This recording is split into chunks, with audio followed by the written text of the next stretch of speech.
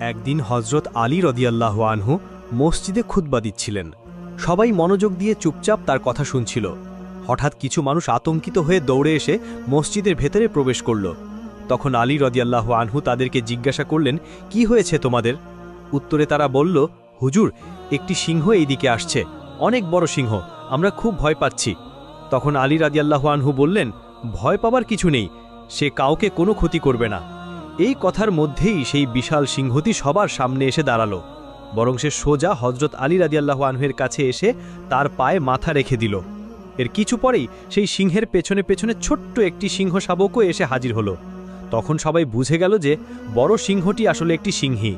অতঃপর সেই সিংহীটি বলল, হুজুর, এইটি আমার সন্তান, এর বাবা এখন আর পৃথিবীতে নেই। আমি চাই আমার সন্তান নিরাপদে বেরিয়ে উঠুক, তাই আমি একে আপনার তত্ত্বাবধানে দিতে এসেছি।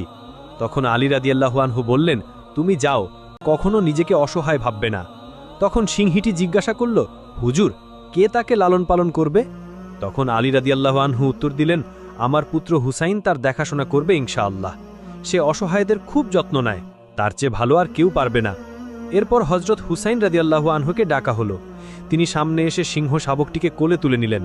তার মাথায় স্নেহ ভরে হাত বুলিয়ে দিয়ে বললেন, আজ থেকে এর নাম হবে আবু আল হারিস, এবং সে এখন থেকে আমার সাথেই থাকবে। লেগে থাকত, কিন্তু সময়ের বিবর্তনে সিংহটি বিরাট বড় হয়ে যায়। এখন সে যখন কোনো গলির মধ্য দিয়ে হেঁটে যেত, তখন মানুষেরা কেঁপে উঠত, তাদের হৃদয়ে এক অদ্ভুত রকমের ভয় জেগে উঠত। একদিন কিছু আরব লোক হজরত আলী রাদিয়াল্লাহু আনহুর খিদমতে হাজির হয়ে আরজ করল, হুজুর, হুসাইন রাদিয়াল্লাহু আনহুর সাথে থাকা সেই সিংহটি এখন অনেক বড় ও ভয়ঙ্কর হয়ে উঠেছে। আমরা এই ব্যাপারে শঙ্কিত, কোনো একদিন যদি সে ক্ষতি করে ফেলে। এই কথা শুনে আলী রাদিয়াল্লাহু আনহু নীরব হয়ে গেলেন। তার হৃদয়ে তখন আবু আল হারিসের সেই নিষ্পাপ শৈশব ও বিশ্বস্ততার স্মৃতি জেগে উঠেছিল।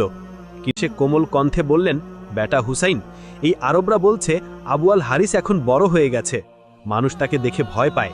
বেটা, আমার পরামর্শ হলো তুমি এখন তাকে মুক্ত করে দাও। এই কথা শুনে ইমাম হুসাইন মাথা নিচু করে ফেললেন, তার চোখে অশ্রু চলে এলো। কিছু সময় চুপচাপ বসে থাকলেন, তারপর আলী রাদিয়াল্লাহু আনহুর দিকে তাকালেন এবং হালকা একটা হাসি দিয়ে কোমল কণ্ঠে বললেন, জি বাবাজান, যেমনটা আপনার আদেশ। শুধু আজকের দিনটুকু যে পর প্রতিদিনের মতো আবু আল হারিসের জন্য খাবার নিয়ে বাইরে এলেন। তখন আবু আল হারিস বিস্ময়ের সাথে তাকিয়ে বলল, মনিব, আজ এত সকালে খাবার কেন? তখন হুসাইন রাদিয়াল্লাহু আনহু কিছু না বলে চুপচাপ বসে পড়লেন। তারপর ধীরে ধীরে অত্যন্ত কোমলভাবে পুরো ঘটনাটি আবু আল হারিসকে জানিয়ে দিলেন।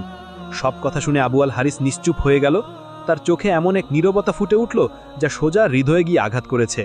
কিছু সময় পর সে মাথা নিচু করে বলল, ঠিক আছে মনিব, আমি চলে যাব, তবে আমার একটি শর্ত আছে।